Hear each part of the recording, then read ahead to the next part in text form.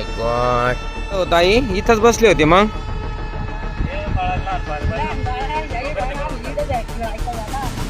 हा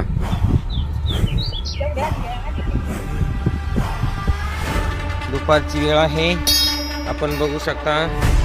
oh my God. Hiraman दादा गांगुर्डे गाव गेठेवाडी बघा, मळ्याची वस्ती.